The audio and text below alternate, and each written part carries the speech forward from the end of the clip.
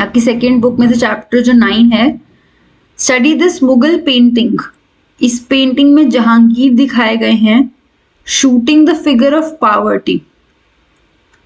ये देखिए, ये एम्परर जहांगीर हैं और ये वो जो पावर्टी है, गरीबी है, उसको शूट करते हुए दिखाए गए हैं। ऊपर से हेवन के एंजल्स आ रहे हैं क्राउन लेके।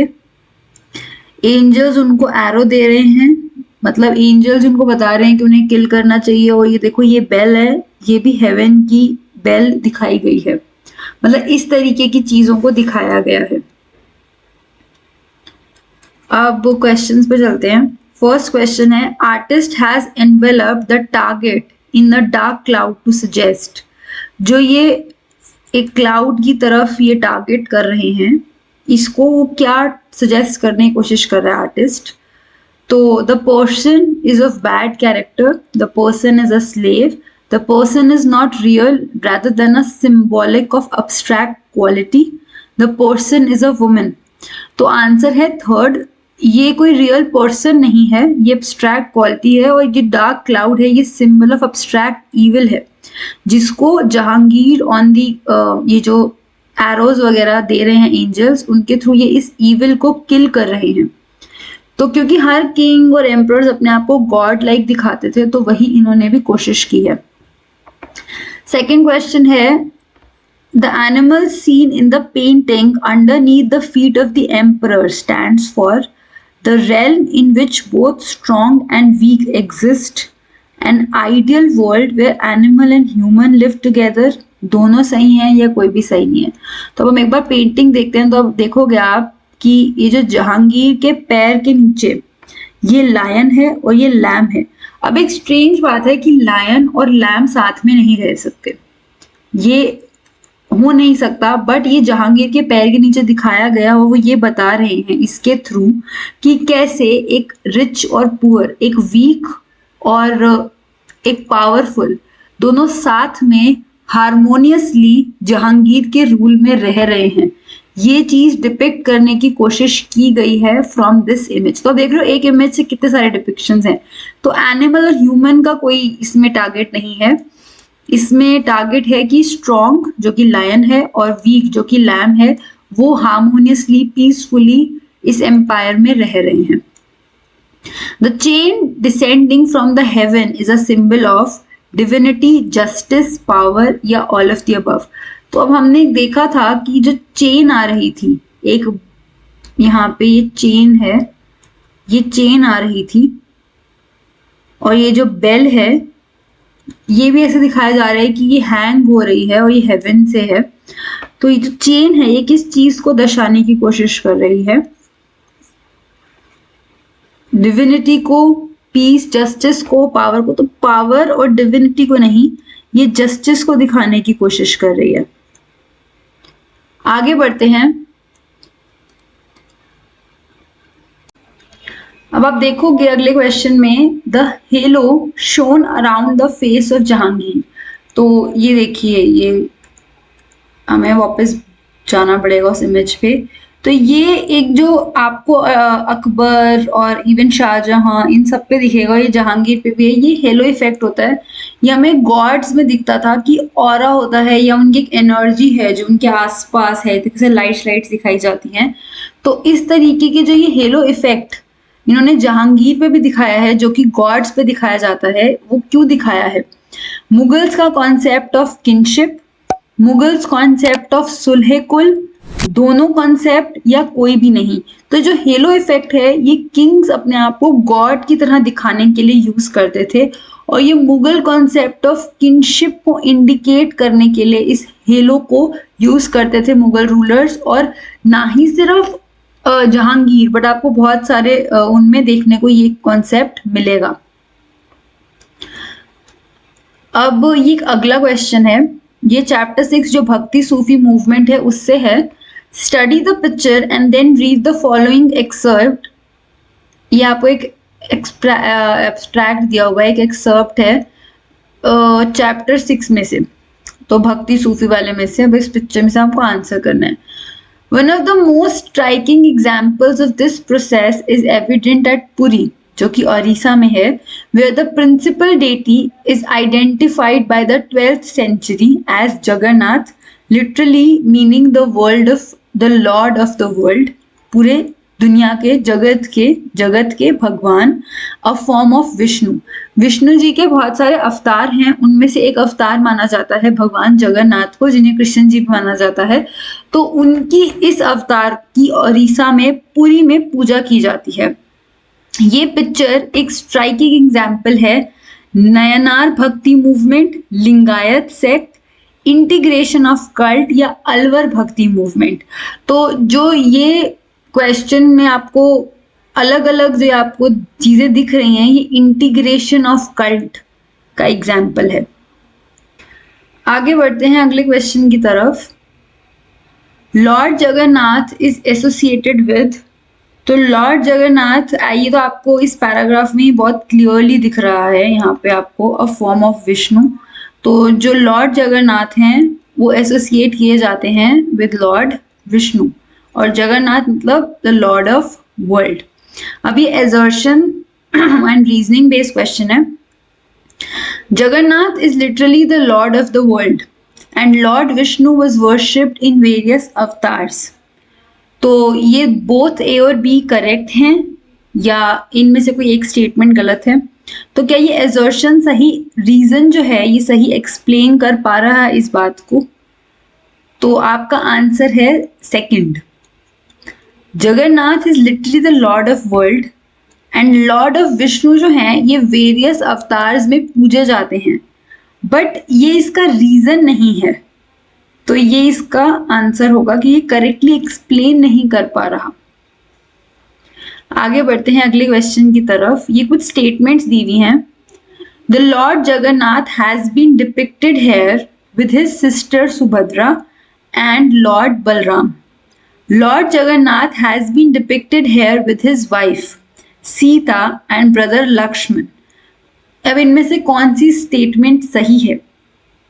तो स्टेटमेंट ए करेक्ट है, क्योंकि ये इनको कृष्ण जी अपनी सिस्टर सुभद्रा और जो भगवान जगन्नाथ हैं वो अपनी सिस्टर सुभद्रा और अपने ब्रदर बलराम के साथ डिपिक्टेड हैं, बट ये राम जी की तरह वाइफ सीता और ब्रदर लक्ष्मण की तरह डिपिक्टेड नहीं है। तो इसका आंसर है ए। आगे बढ़ते हैं। अब ये आपके थर्ड बुक में से जो चैप्टर 11 है उसके बेस पे ये एक पैराग्राफ है। Rumours and prophecies played a part in moving people to action. जो ये अफवाहें और प्रोफेसीज फैली थी, ये एक जरिया था जिन्होंने बहुत ज़रूरी रोल प्ले किया लोगों को एक्शन में लाने के लिए। जो सिपाही थे जो दिल्ली आए थे मेरठ से, उन्होंने बहादुर शाह को बोला था कि उनको कैसे बुलेट्स जिन पे काऊ और पिग का फैट है, उन कोटेड बुलेट्स को उनको बाइट करना पड़ता है जो उनके कास्ट और उनके रिलीजन को करप्ट कर रही हैं, खराब कर रही हैं। वो कौन सी कार्ट्रेज को रेफर कर रहे थे? एनफील्ड राइफल्स को रेफर कर रहे थे जब वो बहादुर शाह जफर को इस इंसिडेंट के बारे में एक्सप्लेन कर रहे थे। ब्रिटिश ने अपने डिफेंस में सारे सिपाहियों को, सारे सिपाहीज को ये एक्सप्लेन करने की कोशिश की थी कि ये सच नहीं है और ये सिर्फ अफवाह है। ग्रीस कार्ट्रेज जो है वो वाइल्ड फायर की तरह ये बात फैल गई कि ये काओ और पिग के फैट से है, और ये धीरे धीरे एक लाइन दूसरी जगह पूरे नॉर्थ इंडिया में मेरठ से बात फैल गई थी। अब क्वेश्चन आता है कि सिपाही मेरठ से दिल्ली क्यों आए थे? The governor general of East India Company वो रहते थे दिल्ली में। Delhi was the seat and symbol of Mughal authority. Rani Lakshmibai urged the sepoy to move to Delhi. Grease cartridge were being made in Delhi.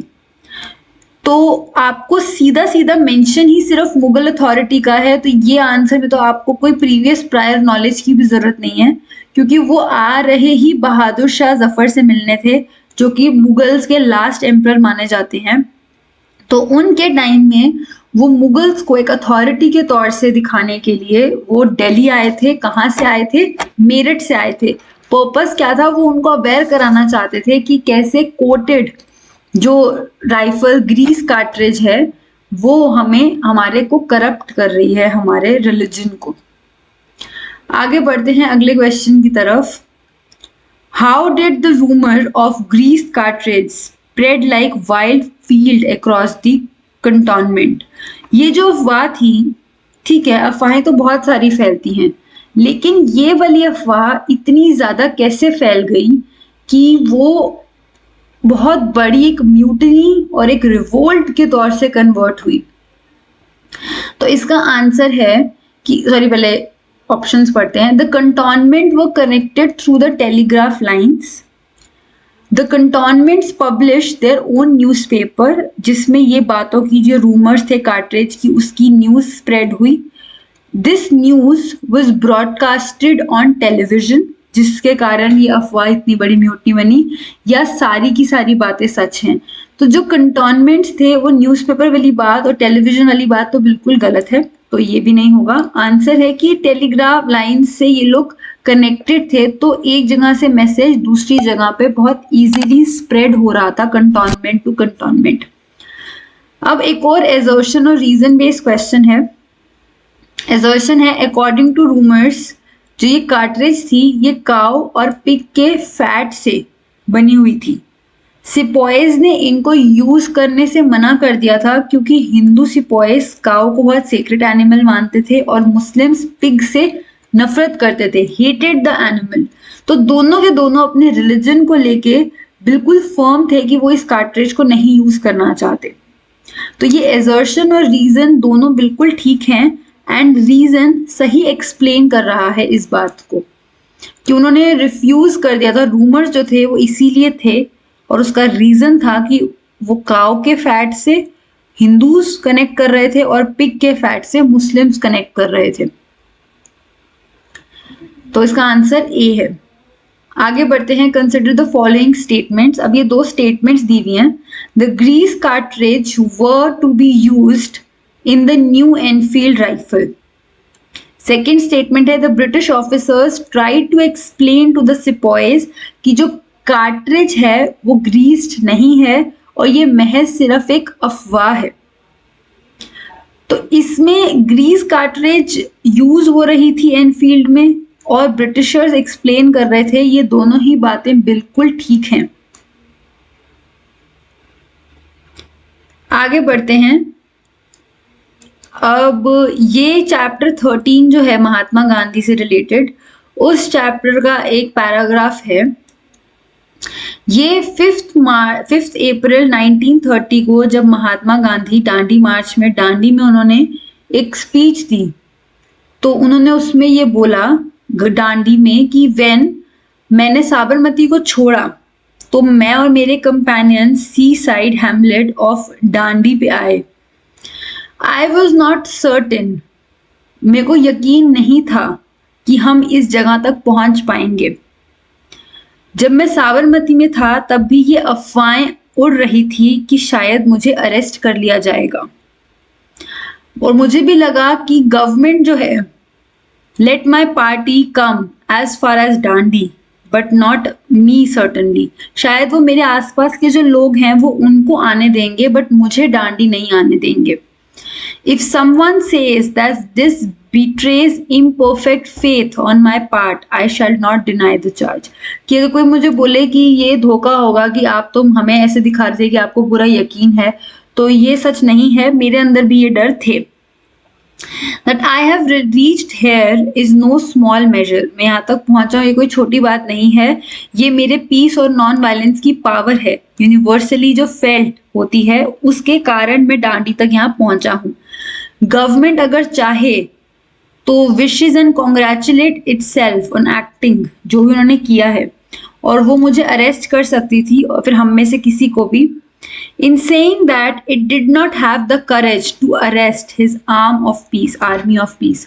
वो कर सकती थी बट जो army of peace non violence के साथ वो चल रहे थे उन्होंने उन्हें अरेस्ट नहीं किया और हम इसके लिए उनको प्रेज करते हैं।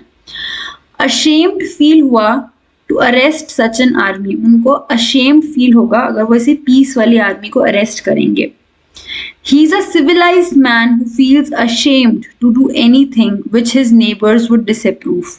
वो ऐसा कुछ भी करने से डरते हैं जो उनके नेबर्स डिसअप्रूव करें।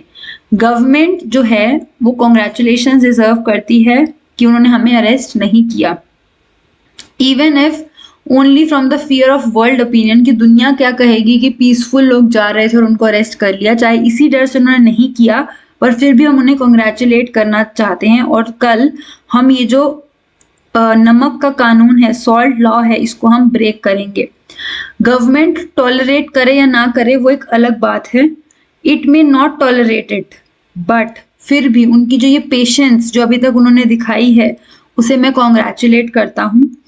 अगर मैं और मेरे जितने भी ये लीडर्स हैं गुजरात में एंड पूरी दुनिया में अरेस्ट हो गए, तो this movement is based on faith that when a whole nation is roused on the march, no leader is necessary.